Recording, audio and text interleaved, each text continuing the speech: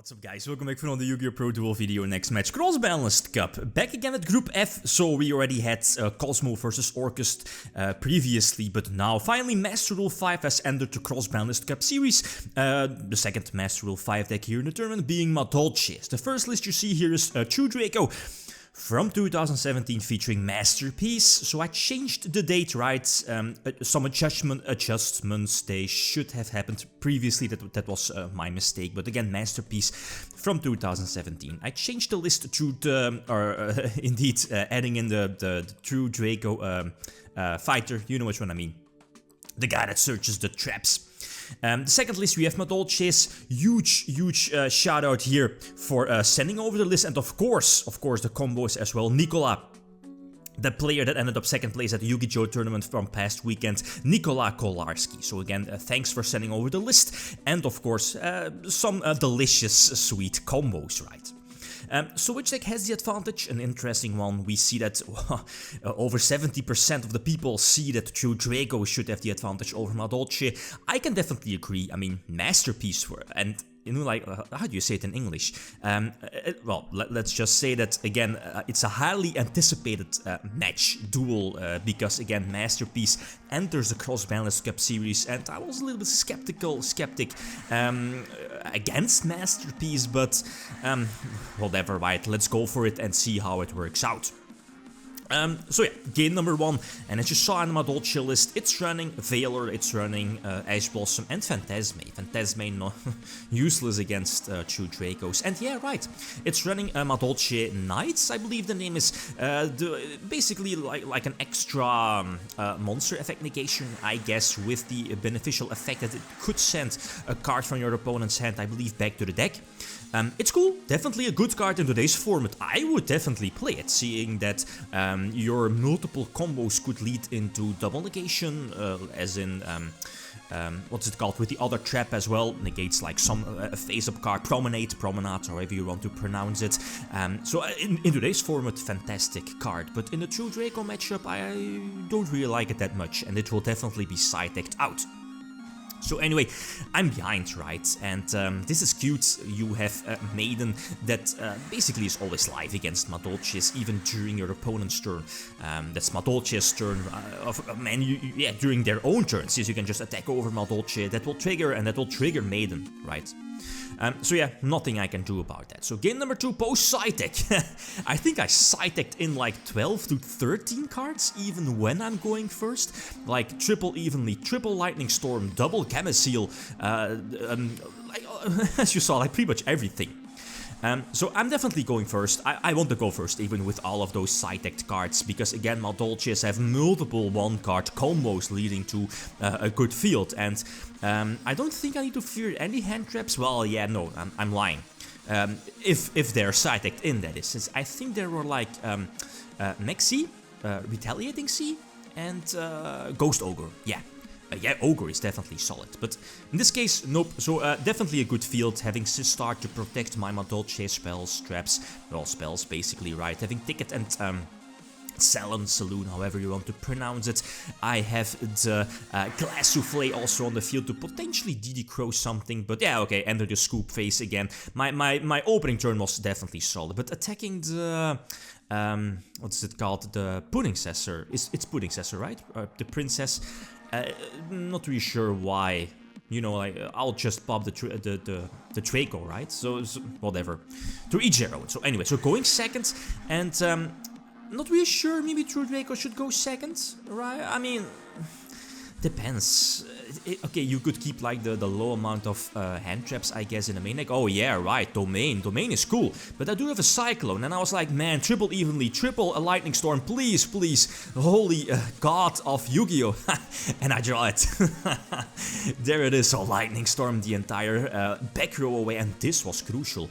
Masterpiece would have hit the field, right? So I definitely chain the Cyclone here on the Apocalypse, so no Tribute Summon during my turn, and now I can freely pump out the Madolche field and go for a game, but was it that, you know, I used Extravagance. Oh, right, I banished all 3 copies of Chocolate due to Pot of Extravagance. So then again, maybe I could have gone for a game if it wasn't for Glass Souffle.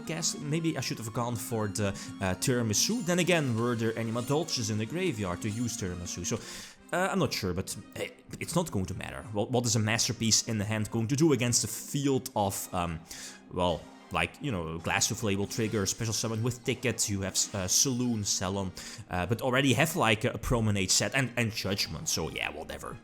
Whatever, right? What can True Draco do? So game number 4, and I was like, maybe I could go first, so... But then again, there's Call by the Grave, there's Effect Failure, like most of the time like cards that I don't really want to have like against True Draco, so I was like, I'm not going to side deck anything out. And again, this feels so good. Man, yeah, Lightning Storm the entire back row away, but okay, so yeah, Maiden searches something, that's cool, but no Madolche follow-up, and I was like, again, Yugioh gods, help me out. And draw Puddingcessor, oh man, I'm such a sack. Okay, so yeah, Puddingcessor hits the field, kept the Cyclone. I mean, if it would have been like a True Draco spell, that probably would have activated, right? Since we knew there was the Ignis Heat that was searched out previously. So with a safe heart, I was like, let's use Lightning Storm and just in case keep Judgment, of course, keeping Cyclone for later. But yeah. As I mentioned before, as you know, Madolches have the ability to go for a 1-card OTK thanks to Puddingcessor. Yeah, you can pump out multiple big beat sticks, and especially thanks to Chateau, the field spell you can pump out and give your monsters the necessary attack boost to go for games. So, let's be honest, the side deck was very crucial. Looking at Lightning, well, basically a standard side deck in 2020 format of evenly matched Dark Ruler no more, Lightning Storm, you know, like any combination of those cards. And yeah, those were very crucial against a deck like True Draco, and that's something that someone already mentioned in the previous video in the comments, is that, man, you should definitely go for like a Masterpiece list with the True Draco level 6 one, the guy that searches traps, because that one was running less floodgates, and I was looking through some lists and I was like, oh, okay, because True Draco with like multiple Masterpiece is, this was during the Zodiac format, so maybe the True Draco Zoo was better, more popular. Then again, like pure True Draco was able to play like broken cards like Card of the Mice, but you know, that was like a debate dilemma back then. And the only cards, only some form of defense that pure True Draco was running, maybe Skill Drain. They were running like the Waterfall, you know, like the trap basically that searches something from your deck, searches Masterpiece for example. Even then, like Dimensional Barrier was like a card that was side-decked, maybe main deck, but most of the time side-decked. But outside of that, other flood, maybe Unending Nightmare was a card I've seen popping up in side decks as well. But that was basically a Rivalry, as you saw here in the extra, or yeah, side deck as well.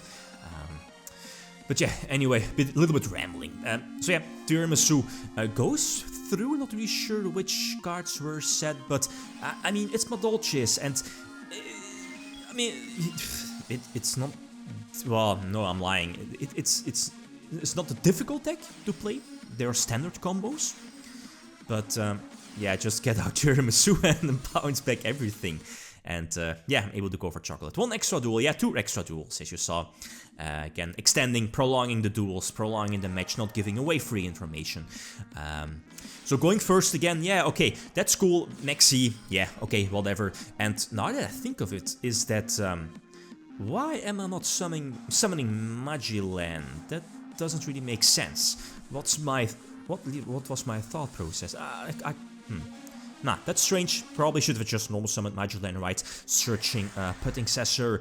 That might have been met with like a Maxi, and then obviously I probably would have not summoned the Puddingcessor, but minus for the opponent. Maybe waiting on the Maxi, right? I would definitely have summoned like Puddingcessor afterwards, but I'm not really sure I went for Angeli there. Yeah, whatever. Anyway, so yeah, this is a problem. Apocalypse on like another Apocalypse, so to destroy something on my side of the field, so no Hootcake, I believe Hootcake was destroyed, and that's a problem, no follow-up play, and yeah, the True King field spell lets True Dracos to search out another monster. Maiden is cool. Oh, okay, yeah, I'm left with 4k life points, so that's game. But it was an extra duel, so it didn't really matter too much, right? Next matchup, we have another Master Rule 5 deck. We have Dinosaurs. This is one of the top lists that topped the PBG tournament from, was it last weekend? I believe it was last weekend.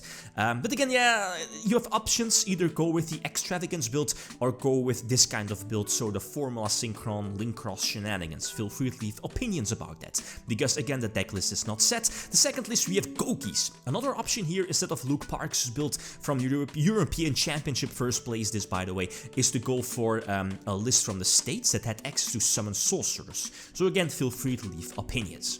Okay, guys, that's it. Thanks for watching. Feel free to leave a comment or like if you enjoyed the video. Lithium signing out.